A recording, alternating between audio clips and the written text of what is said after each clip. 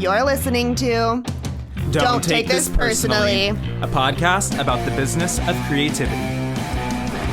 We are your hosts, wedding photographers, entrepreneurs, and friends, Cami Oliveria And Gabe Conover. Now let's get into it. Let's get into it. And don't take it personally, whatever we're about to say. Yes. Don't. Do not take this personally. Here we go. Here we go. Hello, everyone. We are back and ready to talk your ears off about a brand new topic today, something we've never really gone over before. We're pumped. A type of industry we've never really gotten into, which is really exciting. And we're back doing this virtually. Like this is a little reminiscent of holiday Gabe and Cami when Cami was in Washington for a month. That's right. But here we are. I'm in San Diego. We're just doing it. We already saw each other on Monday. So, we did. We're like once a week is enough. And we're gonna see each other on Saturday, like 3 times in 1 week. Just kind of is overkill. So yeah. That tequila shot I took when we were recording on Monday just really set the stage for the rest of my week. I've been tipsy ever since. Damn, and including today, I want to be there. I had birthday brunch this morning and I had a mimosa flight. And then amazing. Got it dropped off right back home just in time for this. So here we go. Your 30th year, correct. I feel like we look even more like siblings today because I'm wearing my little blue light glasses. We do look like siblings most days. We do. Okay, well, Cami, you want to read a little review for us before we continue on? Yep. Okay. So here we go. Review corner. Love their approach. 5 stars from Ashtay76. Love Ashtay. Love Ashtay. Only a few episodes in and they have me hooked. Love their spunky personalities and know how to keep it lighthearted. That we do. Yes, we do. Look forward to listening more. That's all. I picked a short one so we could get right to the convo. Well, thanks, Ashtay. We appreciate you. Thanks, Ashtay. If you listen and you haven't left a review yet, leave one because I might be running out of reviews that we haven't read yet. We haven't pressured people to leave them in a while. So you know what? We should get on that. Get on that. If you listen and haven't left one yet, do it. We would really appreciate it. Anyway, okay, so I have the pleasure of introducing our guest today, Allison Davis. She is a local San Diegan as well, a local photographer. Well, I mean, she moved here from elsewhere, but we'll get into that too. But yeah, Allison, we would love for you just to introduce yourself. Welcome. And then just also introduce like your latest project, which is the reason I'm having this awesome conversation today. So yeah. Hello there. Well, hi guys. Hi Gabe. Hi Cami. Hello. With you.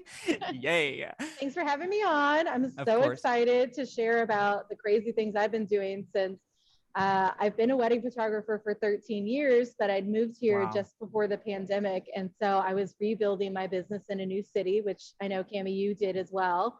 But it's no joke. You had a thrilling success and the pandemic honestly like snuffed out everything I was doing. And I was partially on a course for like, well, if I have to leave California, I might as well go photograph the whole West Coast and do something crazy. So I moved here to be at the coast and moved about 1.5 blocks away from the beach. And while I was out there on those walks during the pandemic, I was like, well, if I could do anything as an artist, what would I do? I was like, all I have right now is time. I don't have any money. I don't have any jobs. I don't have any work. So what if I do something crazy and I take on something nuts like photographing the entire West Coast in 30 days? I was like, I can camp in my car because people live in their cars in California and I've never camped before, but okay, people do this, like, let's just go for it. And I had 2 weddings left on the books and did it between those 2 weddings. And in that time, I was able to create my very first coffee table book. Oh my God, it's so beautiful. Fabulous. It's fabulous. It's 560 pages of 220 locations I photographed in 30 days with 70 essays. Yeah. Okay. Wait. We need to pause. We need to slow the fuck down and put a pin in that. Holy shit. Set the stage for me. You move here Yeah. What month? So I moved here in like April, May. I was still shooting weddings in Texas and trying to rebuild my business. So of 2019. 2019. Of Yeah. 2019. Okay, that's what I thought, because I thought I remembered us like DMing and talking pre-pandemic. Yeah, just a little bit. But I was like in this transitional period of like, I only shot 4 weddings before the pandemic. That were mine. Wow. So I only had 6 weddings going into 2020, and 4 of them moved, and then 2 of them canceled. I mean, it was just talk about losing everything. So that's a little bit of the timeline. Yeah. Okay, cool. So you moved in 2019. Did you move here alone? I did. Yeah. Cool. So I was kind of, in a lot of ways, I was seeking to live somewhere beautiful, to be inspired, and to rebuild my life in a beautiful place. And a lot of things led me to being here, but one of them being I wanted to pick up surfing. And a few years ago, I went to Costa Rica for 3 weeks to learn to surf. And then I went back to Costa Rica 3 different times to keep surfing. And I was like, if I'm building my dream life, it'd be that I'm a photographer somewhere beautiful where I can walk out to the beach with my board every day and be at the beach and surf and live this kind of entrepreneurial surf artist life. Oh, hell yeah. Yeah. Oh yeah. I have a similar vision for my own life, except I've been here 4 years and I've only surfed twice. So kudos. I've been here for 25 and I've surfed once. So you know what? I can honestly take y'all out. I got 2 boards. I haven't been out a whole lot lately because I actually don't like cold water surfing.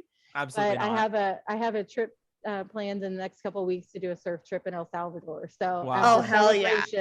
A celebration of completing this giant project. Dude, yes.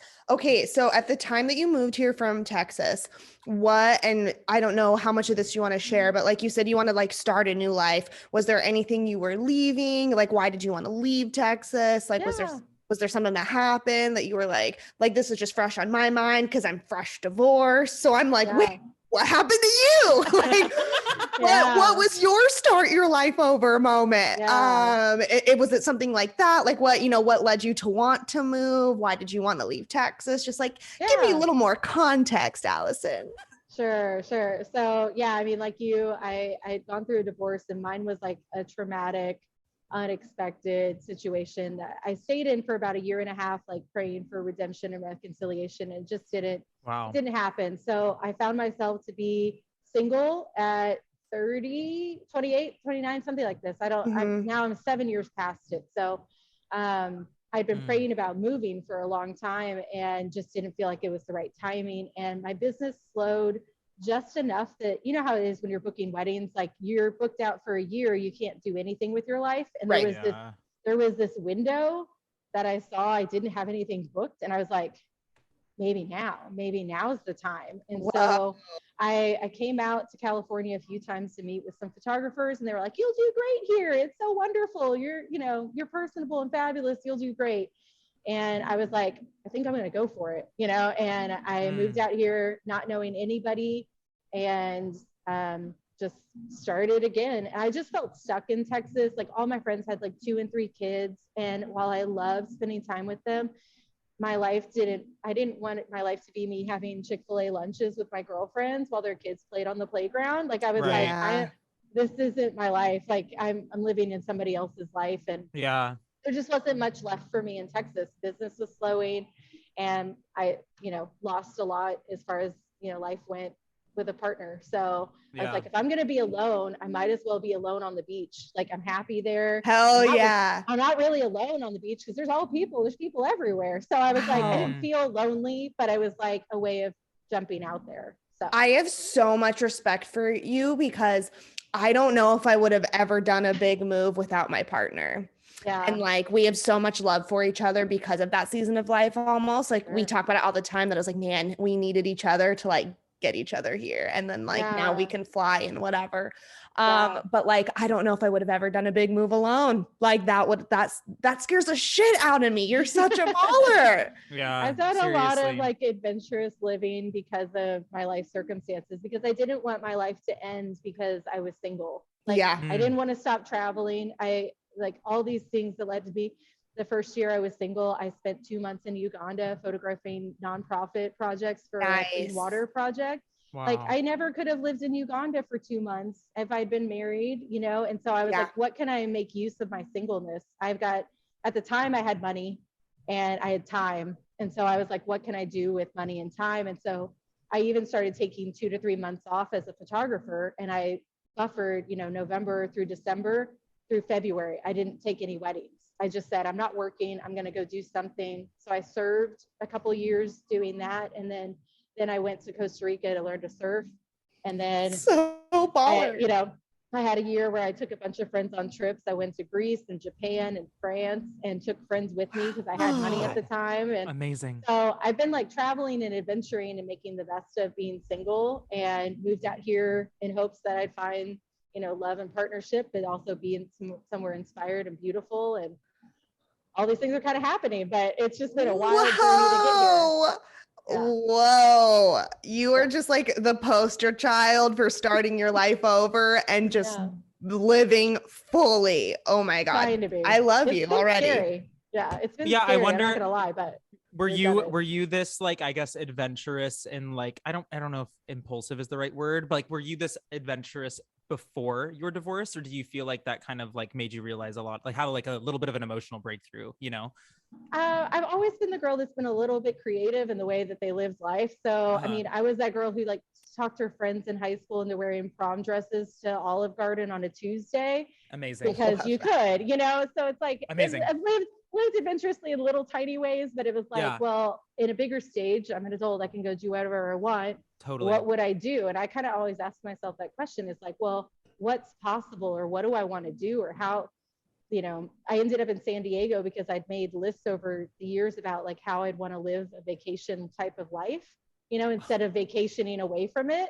And I was like, well, I want to be able to, here. Yeah. So, you know, I'm like, I want to drink my coffee on a beach. I want to watch sunsets every night. Like, and I do that. And so that's kind of everything that built it together. Yeah. Like when I moved here, it's because like, I didn't want to like live for the vacation. You know what I mean? Like I didn't want to wait for like my 1 week of vacation a year to like my life every day. Like I have too many friends who compromise where they live, don't love their jobs, don't love their circumstances, but are unwilling to leave the comfort of those things because of their like, well, we get our 2 weeks of vacation a year, so I'll withstand like all the other weeks of the year not liking it that much. And so I was like, man, I have to live somewhere where I wake up inspired and stoked every day, or like, what is the fucking point? And then COVID was a perfect example of that. You couldn't go anywhere. You better like where you live. You better like your life, you know? For sure. Whew, I love this. That same sort of thing, girl. And so living that intentionality, and like, you know, I listened to Gabe's talk about, you know, living risky, you know, like taking big risks and stuff. And I was like, oh, I totally get that.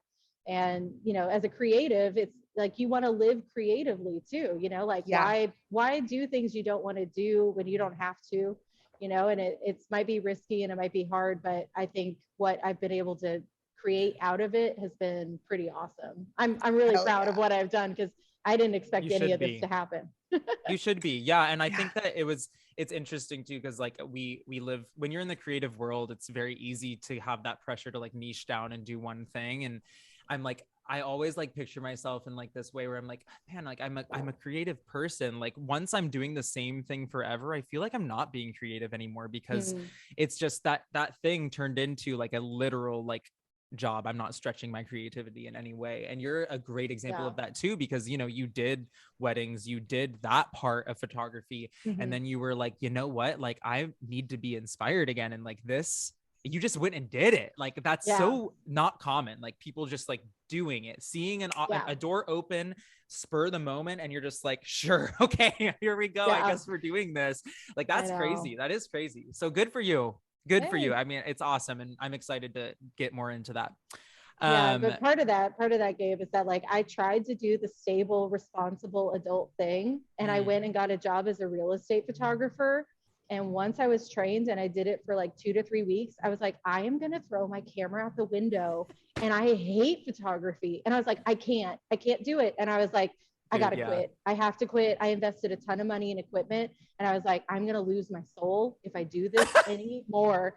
And I gave them 2 weeks and they said, you can be done tomorrow. I said, okay, I'm done. Thank you. That was great. You can be done tomorrow. Great. I was like, I'm done. That's even better. Yeah. Like I tried it and then I was like, no. I hated it so much, but that would be like the stable, responsible thing to do. And I was like, I didn't even have this project in mind yet. Like that was in June, in mid-June and July, I like set out to do a fundraiser to help make a little money to help me do the trip. And then I went on the trip in September, like between 2 weddings. It was like, I'm just doing this, Wild. Oh, look at you go. Okay, well, let's really get into this process then, because, curating, I mean, first there's like the whole journey of you doing the 30-day California or coast trip, not just California.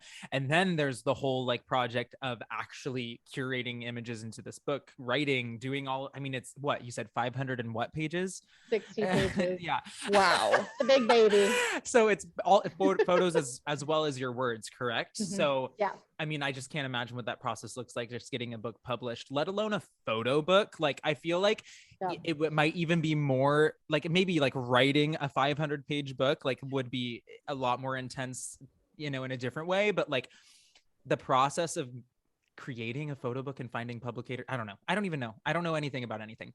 Yeah, so tell us about, I guess let's talk about the trip first. So you went for 30 days up the coast. My question is, when you set out to do this, did you know there was going to be like a thing at the end of it, like a book or a gallery? Yeah, honestly, I just hope that I'd be able to produce enough work to put together my first show. I thought 30 pieces. If I could come away with 30 pieces, it will be a success. Okay. And I've never done a show. I've never been a fine artist in this sense. And I was just like, okay, I think I could do it. 30 days, 30 pieces. Let's see what happens. And look at you, a 565-page book yeah. instead. Yeah. Okay, so you set out to do it and you went alone. I did it alone. That's so baller. In my Honda CRV. Like, I had an expired license from Texas. And tags that were out of date. And I couldn't rent a car. So I thought about renting a car. It's like, oh, it'd be nice if I was in something bigger. And I was like, I can't even rent a car. I was like, okay, we got to fit in this car. And I'm like 5'11". So like a CRV is not like super spacious, but I was like, it'll work. You're 5'11"? Yeah. Oh, crazy. So I'm like, tiny people would fit in this so well. I was like, well, okay, it's fine. I'll sleep like this, like a ball. Mm-hmm. And so I did back problems after that? No, it was great. Like good, shooting good. every day. I was like doing yoga at the beach. Like I did a lot of practices while I was, on my trip. How did you decide where you were going? Oh, good question. So I wanted it to all be like natural spaces that weren't touched by man. I'm like really inspired about God being the creator and like being in touch with creation in a natural form. So I went to places, I scouted like 70 places ahead of time, but honestly, I wanted to be surprised. So I like mapped it on my Google Maps. And then every day I just like look at the map and find like a green space and say, okay, I'm going to go there. And I'd shoot what I shot. And everything about this was about like finding beauty in the day, no matter the circumstance. And that has been like this year, right? Is like, how do we make life beautiful when the circumstances are quite terrible, And it was a pursuit of beauty daily in the wildfires that were going on, in fog. I didn't have a single sunrise that turned out. So I'd wake up, I'd like look outside and be like, it's foggy and rainy, or it's the smoke everywhere. And so I'm like, I don't know what I'm going to get out of this, but let's just put one foot in front of the other, hike out to this place, put myself on the edge of this cliff and see what's there, which is why it's called Revealed at the Edge, is because like you can't really see anything unless you put yourself out there. There's all this beauty to be seen, but if you live in this comfy, cozy interior, it's just flat and boring, but if you are out on a cliff, like you see really cool stuff. And so it's just literally putting myself in that place to see something beautiful and interesting, and then trying to capture and share that with people through photography. Whoa, this is crazy. You are so good with your words too. This is so cool. Sounds like we would be in a conference of like thousands of people and you'd say that and everyone would just be maybe one day. Exactly. Yeah, precursor, manifest. Here we are. Wait, it was almost random where you were going every day. Kind of. Like, honestly, there were days where there'd be a sign that just said like coastal access. I'd be like, okay. And I just like go down this road. I have no idea where it's going. I don't know what I'm going to see. And I just like walk out there. And sometimes it'd be like flipping awesome. Or sometimes it'd be like, well, that was cool. And I get back in my car and turn around. And then some days I'd be out on a beach for like, 2 or 3 hours, and I journal and write. And like, I picked up sand and dirt from every place because I intend to make some sort of fine art piece with everything I collected from every place. And I'd write. So I wrote 70 pieces for the book. And it's basically like the introspective version of what I'm seeing and experiencing, so that you're like coming along the journey with me along the whole West Coast. And then I did every photo by the mileage of my car. So when I got out of my car, I'd like take the mileage down, and then the series I shot would be like from that mile. And so it's like, if 30 different photographers did this exact same trip, they would have a completely different story or experience or version of viewing the world. So that's why I didn't do it like GPS, because then people could go to that same spot, and I wanted it to be like, this is my personal journey. And if you did the same thing, you could create something amazing too. Beautiful. Sorry. I know we could sit here in silence for a long time. Yeah. The listeners would be like, what the hell is going on? It's all good. So did you go all the way up to the tip of Washington? I did. Okay. I went up basically to where I could like see Canada, and started at the first harbor area that I could shoot there. And that's where 0.0 was shot. And then I just trekked along the coast and shot 220 locations after it was all said and done. So. Wait, are you saying you started up there? Yeah. So you drove up and then took your time coming down. Yeah. So that's how you scouted some spots. Interesting. Kind of. I did a little bit on like Google Maps, but I thought like, if I drive north, and it's like the prequel to the book, it's the introduction, and then it's the journey. And then I also didn't want to like start the trip and then be done at the end of the trip and then be like, oh, now I've got to drive 3 days home. Like my finish line was me coming into Sunset Cliffs with my best friends waiting for me at the cliffs with champagne and being like, we did it, like they'd been on the phone with me for 30 days and they'd like seen me do this whole thing. And I like roll up. I didn't even go home. I like shot in La Jolla, went, came straight to Sunset Cliffs to shoot my last sunset, drank champagne, and then we went out to dinner, and I was like, we did it. Yeah. Okay. Beautiful. Were you like talking to people along the way? Did you meet people? Were you like going into restaurants and like meeting, like, did you meet anyone? Ideally, this is what would normally happen, but during a pandemic, like nobody would talk to me and nobody was out. And to be honest, I was also shooting during the wildfires. So the air pollution was really bad. And anybody I met in Washington was like, you shouldn't be hiking right now. The air quality is terrible. And I was like, I'm from Texas. I've never been a part of a wildfire. I don't know when it's dangerous. And I'm just like going for it. So I think I talked to like 3 people on the whole trip. I got a ticket in Corona Del Mar while I was talking to a lady at a creperie. Like that, I was like so excited to talk to somebody, So it was how that went. Wow. Yeah. Looking back, are you kind of happy it went that way because it really did force you to, be extremely introspective? I don't know.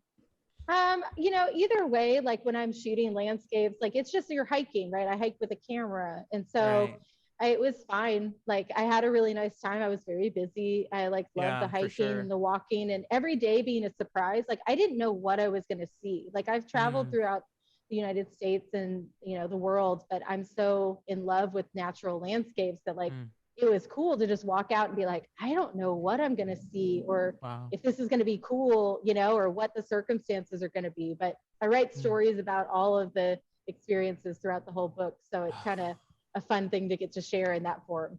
Yeah, for sure. So can you share maybe a couple of your favorite, I guess, moments from your 30-day trip? Yeah. I'll try to I think of certain images. So images have stories to me. And, given the circumstances of what I've shared about like my divorce and things like this, I'm like walking out on this like ledged cliff in Oregon.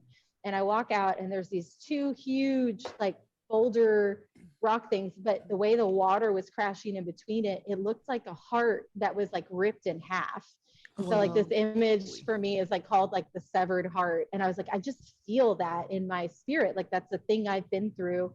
And that's something that creation is going through. It's just this ripping apart, but it was also really cool. Like, right. you know, you hate that it happens, but you're like the landscape being shaped by what happened to it. Like we all are affected differently. So like, I take all these metaphors and things or, you know, alliterations, but it's like, we are all made of different materials and things affect us differently, even if the same exact event happened to you. So if you're one type of rock and I'm one type of rock and the same storm hits us for 2,000 years, we're going to look different.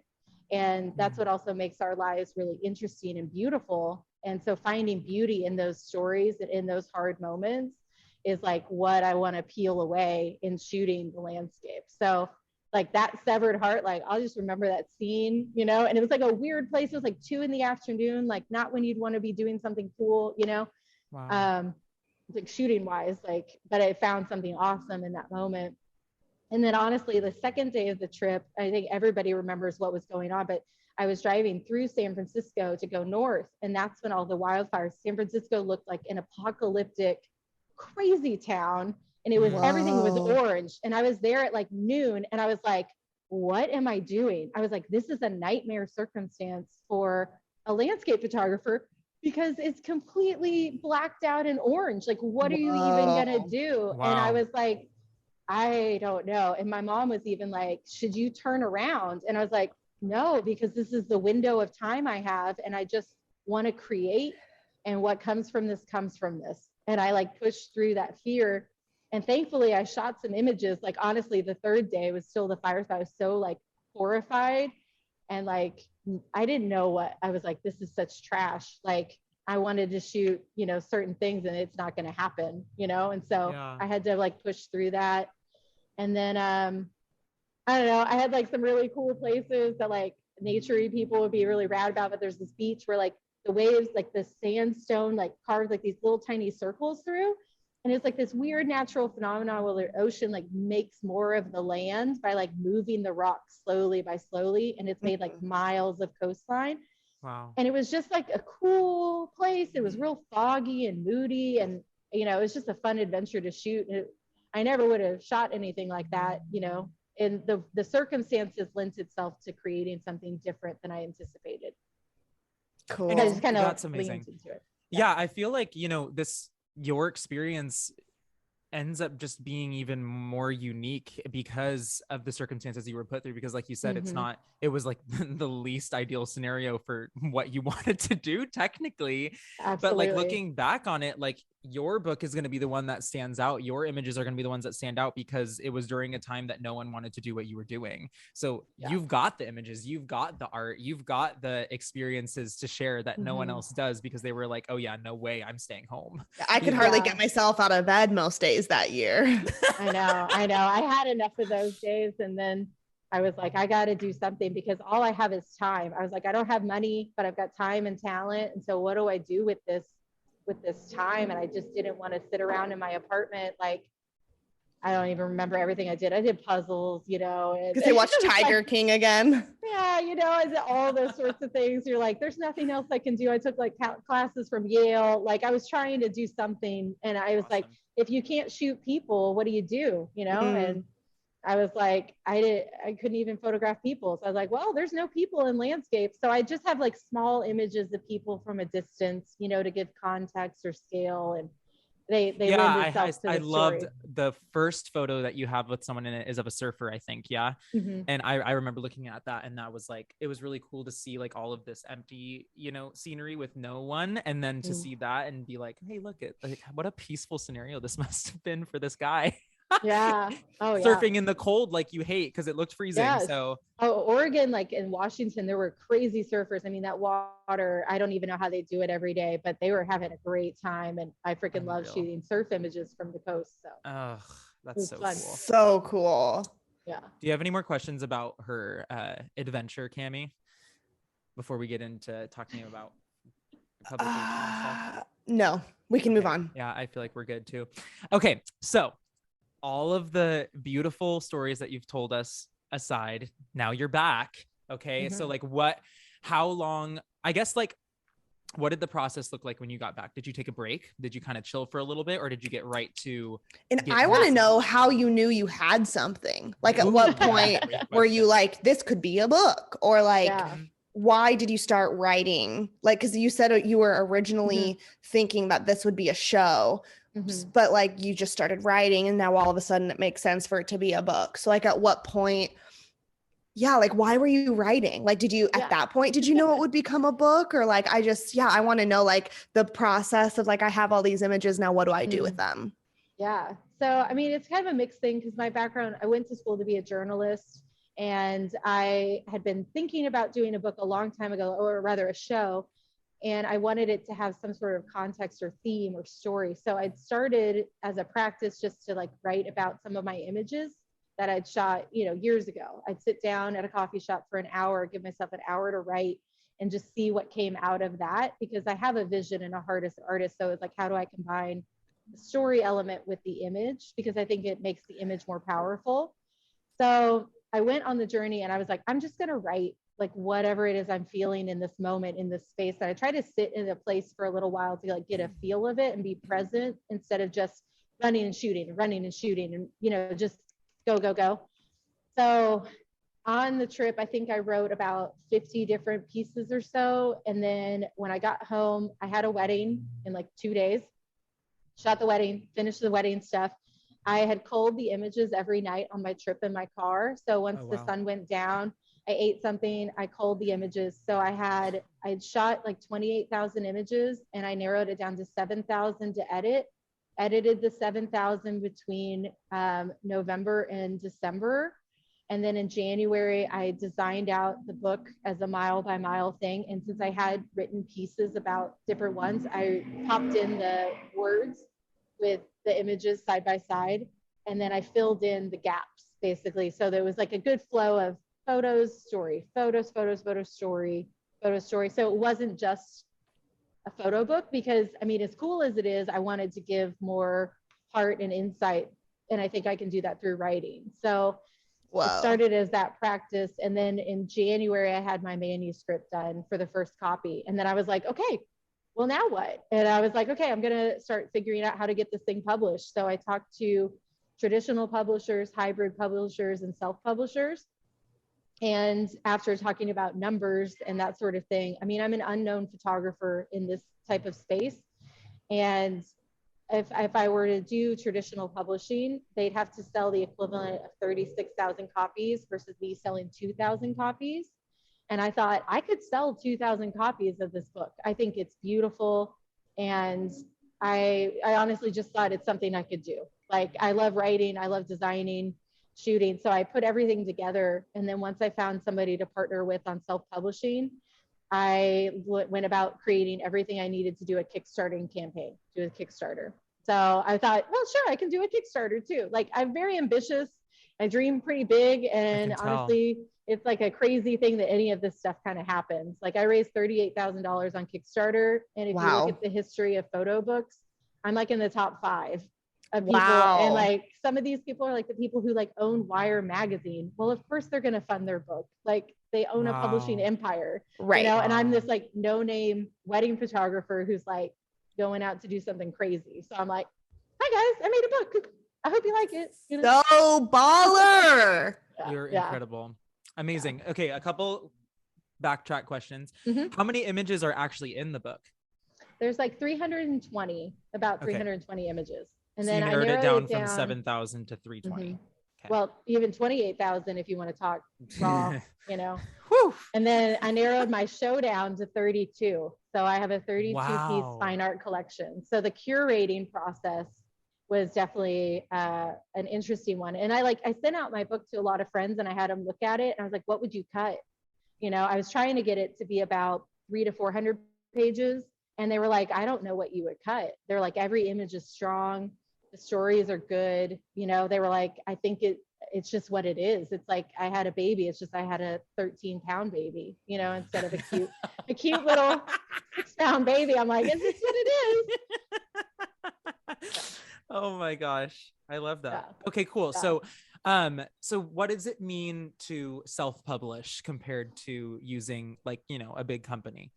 Yeah. So self-publishing just basically means that I am in control of my own marketing. I've got to find distribution. I've got to do the sales. So like while my publisher has contacts with some stores and this sort of thing, that they'll send it out in a catalog of options that people can purchase from for, retail. I'm in control of deciding where my book goes, who I send it to, who I pitch to, and I'm responsible for paying for the print run up front, which is actually something you have to do sometimes with traditional publishers as well. They want you to invest in the book and cover the cost because they don't want to eat it.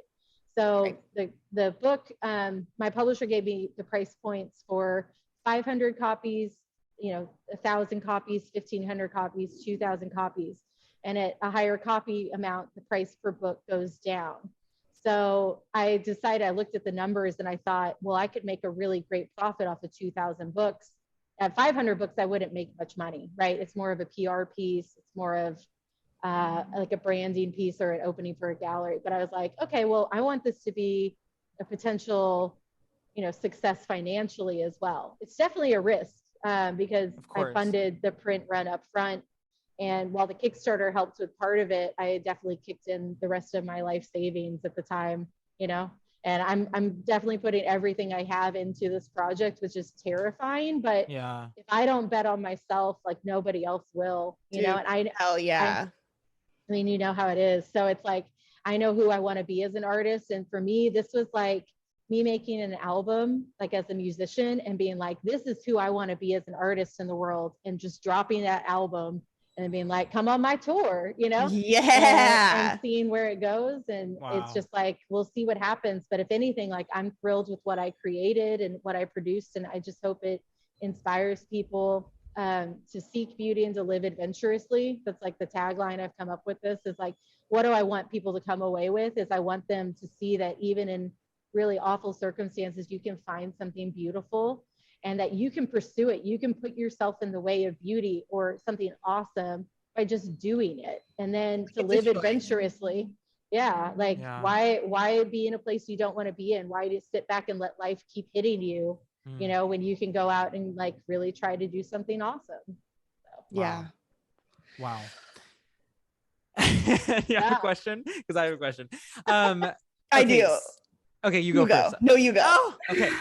So, when it comes, so pretty much what you're saying then is like, if you were to go from like pick between having a big publisher and then to do most of it yourself, it's really like, how, you were a wedding photographer for 13 years. It wasn't like anyone was doing your advertising for you or getting your name out there for you. It was you. It was all you. So it's the same thing. It's like you're the one, going out to, different events, whatever it is, like trying to pitch yourself to people, which is a lot of work. So I guess like, is that something that like almost every day, like you're on a call with someone trying to pitch, like what are you like looking for, I guess, as far as like putting your name out there? What are the opportunities that have happened so far? Yeah. So to be honest, so the book, I sent in everything to my publisher in September. Once the Kickstarter wrapped, the book was done, and it's been with them since Labor Day weekend, basically. And if it weren't for the global supply chain issues with paper shortages and this sort of thing, I would have had the book at the end of November. And my goal was to do Christmas sales. Like this would be the most fabulous book for people for Christmas. Totally. And so when that didn't happen, it's just put me on a delayed everything, right? Like I couldn't sell my book until people could see it and they could have it, because explaining to somebody why this book is so beautiful or meaningful or inspiring doesn't make sense until you see it. Like when I say I made a 500-page coffee table book, people are like, what? And then you go through it and you're like, oh my gosh, like it's just page after page. It's really, really beautiful and meaningful, but it makes more difference. It makes a bigger difference to have it in my hands and to show it to people. So I've kind of been waiting. I've been in this waiting period for a couple of months. And then I was shopping around the idea of my show. I narrowed down my collection. I, prepared all of that to pitch out to galleries or spaces or try to find my own space to do a show.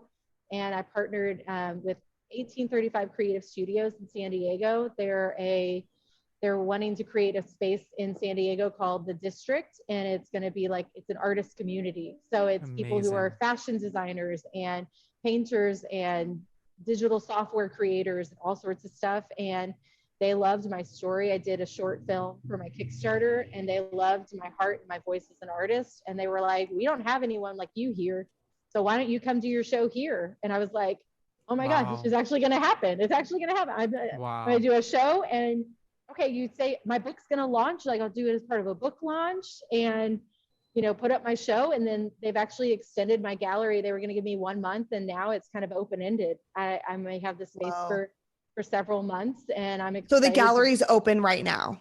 Yeah. Cool. So I'm excited. Okay, Yeah, we'll put in the show notes, like, for anyone listening, like, where they can go see it. Yeah. Perfect. It's been great. Wow. So that's kind of the timing on that. I can't remember the other part of your question, Gabe. Oh, it was just like, what does it look like pitching yourself as, like, you know, I guess, would it be an author, a fine art author? Yeah, that would be. Yeah, it's a kind of everything. So like the task now, like what I've done is I like created like lists of bookstores in Southern California, as well as boutiques. And so I'm sending them pitches. I'm working with a PR agency to draft the pitches. I'm working on a short 30 to 60 second video about the book, and then giving them links to the whole project. And then as soon as I have my wholesale links up and my Amazon links up, then I will send it out to everybody who could purchase anything. I'm looking at interior designers as people to partner with, because it's a fine art coffee table book. So I want people to help style it. I want to potentially be in hotels, because it's a beautiful coastal project. And then obviously selling it myself through my own site and through Amazon is the way I can profit the most, because I get the biggest return when I sell it versus the wholesale price. Right. And then it's honestly just looking for those partners of anybody. I think the book would make sense at their store. So we'll see how it goes, but I figure 2,000 copies could go really fast, or it may take take a while to do, but I'm excited and proud of it. And so it's just finding so cool. My question I can't wait to ask is where is your career going then, and how does this fit in? So are you done shooting weddings on purpose and you're just done now, or are you still trying to do other work? Or when this is happening, are you fuck it to the rest and you're just pursuing this more fine art, where are you at? So there's this terrifying side of things where there's almost $0 left in my bank account. So I'm I need work, right? And so I'm booking whatever I can get, but I've had a really hard time booking weddings in Southern California coming from Texas. And half the people I met before the pandemic in the industry, they left, they moved, or they quit the industry. So all the network I had built already fell apart. So it's the same thing. Am I going to rebuild that, or am I going to build something new? So I'm taking whatever I can get right now. Okay. And hopefully I can end my time in weddings at some point, but I need income. So we'll see what happens. Okay, cool. And, but my honest hope is that if I could do a book a year and a collection a year, my hope is to shoot the East Coast. I've already mapped it. I'm ready to go. My God, I want to go do it. And then in the summer, this last summer, I shot the south line of South Africa for 2 weeks. And so I want to go back and finish the coastline of South Africa. And then that'll be the third book. And then if I could do the coastlines of Hawaii, why not? And then the coastlines of the Caribbean islands, coastlines of Greece, coastlines of Ireland. I want to be this coastal photographer and build this series and this line where every one I have a show. And I don't know what the story will come from the show, but that's the fun part about doing it is I don't know what I'm going to make. I don't know what that journey is going to look like, but every journey is going to be different. And I can't wait to go do something rad like this for a month to 2 months at a time, and then come back and create and do it all again. And that would be a really cool way to build a gallery and build this a body is amazing of work. Yeah, wouldn't that be fun? I mean, it sounds like fun, Oh yeah, hell yeah! Wow. Okay. So if any camper van companies or sprinter van companies want to sponsor me for the East Coast, I'm looking for sponsorships or anybody to partner. So, I mean, my CRV is Wow. awesome, but a little more room would be great. Yes. Oh, okay. We got to get it. into the studio, Gabe. We have to go see your gallery. Yeah, I know. Oh my come gosh, see we it. really do. It's pretty close to Yeah. you, right? Because it's kind of downtown, kind of not. Yeah, it's Allison? really Yeah. close to downtown. Cool. That is incredible. I just like see, well, I just see these being a hit. And like I could Yeah, I see do these too. in like coffee shops and like all the That's places insane. you talked about. Like it just feels like it fits right in. And like this is the kind of thing that I would buy like 10 of them and give them to everyone in my Exactly. family for Christmas, you know? So it's like Exactly. it's such There's I no mean, one this that wouldn't love it. there's no one that would love There's this. no I one want that this wouldn't love on it. my bookshelf. I So like, I'm know. gonna buy one the second I can. I love it. But like, oh my God. Okay. And I just like love the bigger theme of this, of like the whole time you've been talking. I just think of like everything kind of falling apart and at moments probably feeling like failing, like at moments being like, why can't I get my wedding business going here? Like I move here, then the pandemic happens and my network left and whatever. But like that was just opening the door for something bigger and better and way more you. And like I just love that theme. Yes. Yeah. I love that. I love that you like can take something from it and be inspired from it, because that's the whole point in sharing art, right? That's the whole point in sharing stories, is that you hope it hits somebody in an interesting way that impacts them positively, so that it encourages you to be like, man, how could I live adventurously this year, or really push myself to the edge and see what's inside of me? Like all of these came out of circumstances I never would have chosen for myself, but totally leaning into my faith and like stepping out there and saying, okay, God, like what do you have for me here? And just moving forward. Like all of it's about moving forward too, because staying in the past and any of this, I think there's just nothing there. There's just nothing left, Wow.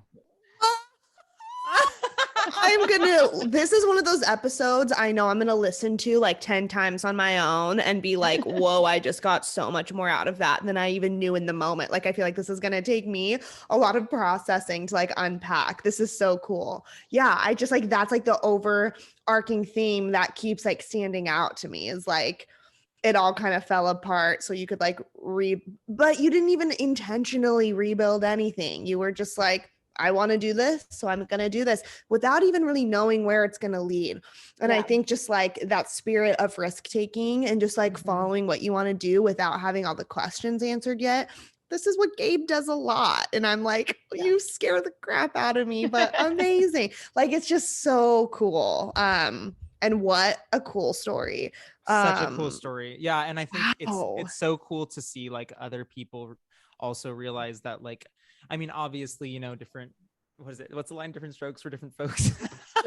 Like everyone is different, like you said. And like, everyone is different. And there are people that really do thrive in that steady lifestyle. And like, you see that like, you're not one of those people. And I can relate to you in that way. Like I'm just like, no, like it's not going to work out for me if I'm just doing the same thing all the time or not inspiring myself. And so hearing those stories is just refreshing. And like, we all take life very, very seriously and take responsibility to an extent that like, I don't know, isn't healthy. And I'm not saying like, don't be responsible, like don't do the things that you're, be accountable to what you said you're going to do. But like, you don't have to go out there and live that normal life, that cookie cutter life that, honestly, America has really preached to us in our parents' generations and their parents' generations. And it's cool. Like I'm seeing us break out of it a bit, but like, it's just, this is the type of stuff that people need to hear, the things that,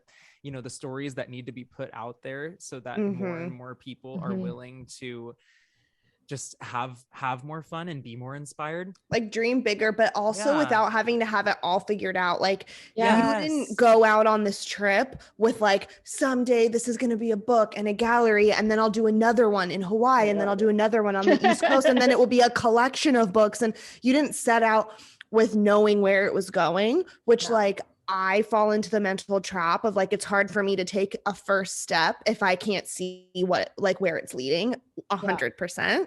And I think I've like missed out on risks for myself because I'm like, I need to see how this is going to play. It's why it took me 3 to 4 years to move here. Like I didn't just move, like I had to make sure, like, am I going to have a full year of weddings before I'm, so you know what I mean? That like, also you the didn't pre-steps, like yeah, I have to yeah. have this and this in order before I do it. Yeah. Like you didn't know, the dream wasn't formed yet before you just took the first step. And like, how exciting, like what that could have, like, whoa, what if you didn't go on that trip?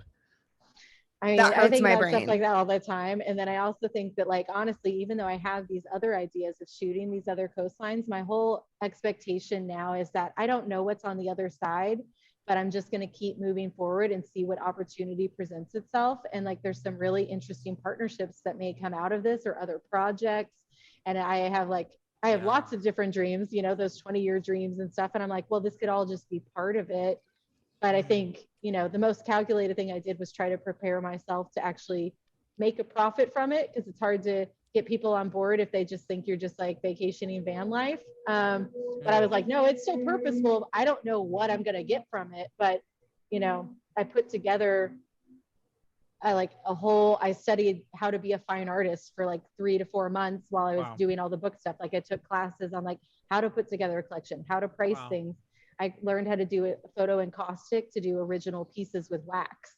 And then I made different tiers of pricings, limited editions, and then, prints. And so there's like different aspects. I partnered with a candle company in OB to pour candles for my collection. So like I might be making a candle line. So like, I don't know what's going to come out of it. I made like a t-shirt with, dude, and that's what I'm saying. ideas. Like you didn't enter this trip knowing it could have led to all that. You just, and it's so tight because like now we're only seeing this little piece of it. And I bet years from now, we're going to be like, man, remember when we just thought it was going to be a line of books and we had no idea that was just like 10% of like the big picture. Oh my God. This like hurts my brain to think about. I cannot wait to see where you go with this. I know, and I can't wait for you guys to have a book in your hands. I know Gabe has one, but Cammy, I can't wait to get one in your house. Oh wait, Gabe, you have one? I gave him. Well, he bought one. I bought one like a week or two ago, and I didn't know you actually had one. Yeah, now I need one. Yeah. Now I have FOMO. I sent Allison a couple pics of my faves in the fave images too. I'm so excited because I've like never been a landscape photographer. I just don't get it. And I've never been good at it. I've tried and they just I'm like, why can't I do this? I know how to be a photographer. Why can't I? I don't know. I just don't get it. And so I'm like really, really excited to look through these and feel inspired. Yeah, I can't wait to see what you love out of it. And that's what's fun too, is seeing what people connect with. And that's why like also once you create something, all you can do is release it into the world and just trust that you did what you wanted with it. And then you're done. You've done the best you can, and see how it flies at this point. Yeah. Amazing. Well, we'll obviously plug everything in the caption of this episode, but can you also just tell the listeners like, hey, you can find it here, remind them of the title? Yeah. So the book is called Revealed at the Edge. My fine art collection is the same title. You can find it on my fine art website, which is AllisonDavis.co. And you can read about the project at revealedатtheedge.com. Amazing. Any last pieces of advice? Any last words you want to give all these people? Yeah, is there anything you wish we would have asked or like anything else you would have? Question. Yeah. Yeah. No, to be honest, I mean, I think what you guys are doing in general, like with your podcast, is you're creating spaces and opportunities for creatives to share and to inspire and like ignite other people to live differently or to consider something or just create space for thoughts. And like, who knows where a thought can go? I mean, I went to Costa Rica because I read some article about a woman who decided to leave her banking job to design bikinis, and she fell in love with surfing. I was like, cool, maybe I'll try surfing. And I went to Costa Rica for 3 weeks, and then I ended up moving to San Diego. Like, you just never know how what you share will go out in the world. And just you being you makes a huge difference in the world and in the way that people view living. So I just love what y'all are doing, and I'm just happy to be able to come and be a part of it and share a little bit of my crazy story. So. My God. Well, thank you. That's so nice. Yeah, but also I'm on the website right now as you were talking about that. And these are just so beautiful. Like that one with the road and the oh my God. Man, you're okay. Wait, now I'm just gonna embarrass myself. But I straight up want to like order these prints for my home. They're so beautiful. Yes, thank you. That's my Yeah. hope too, is that again, people will find something awesome for their home. And I'm building a collector list. So I have limited edition signed prints, and then I've got original, like open edition prints. And then I can also make you a wax piece if you want something really cool and textural that's like What does original. that mean? Yeah, so I learned how to do photo encaustics. And what you do is you take either a fine art paper or you put your photograph on a board and you pour or paint wax onto it. And then you carve out where you want clarity. And because my theme of my project was revealed at the edge, I love this idea of peeling out parts of the image to give it a different depth and visual clarity. And you can paint in with oil waxes, and it's a very tactile and fun practice for a photographer to give a different interpretation of their work. So I made these like I saw them in pieces. person and they're rad. Oh my They're God, really you cool. are an artist through and through. I am an artist. So this is something I couldn't really say as a wedding photographer, right? Like I felt like that was art was like a service to people, and I'm serving others through documenting them. But this is me as an artist. I'm like, wow, in all forms. Yeah. Oh my gosh, I love that. Beautiful. Yeah, but they're definitely, you have to see them in person because they're textural and like really interesting. Yeah. Okay, well, Gabe and I will come into your gallery together in the coming weeks. Can't wait. Yes. And once again, we are just very honored to have you on the podcast. It was thank you so much for sharing conversation. So much. And Cammie was not just speaking lightly. Like this episode truly was one of a kind.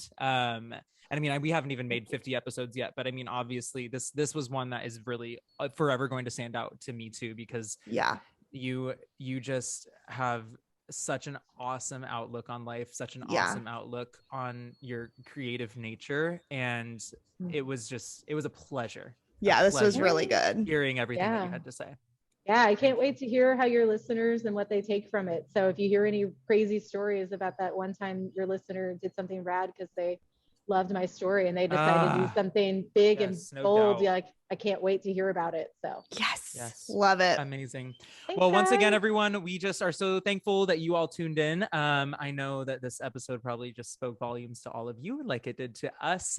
And yeah, seriously, like go give Allison Davis some love and give, her book some love and her prints some love, because they're well deserving. And we will see you all next week. All right. Bye. Yay. Bye.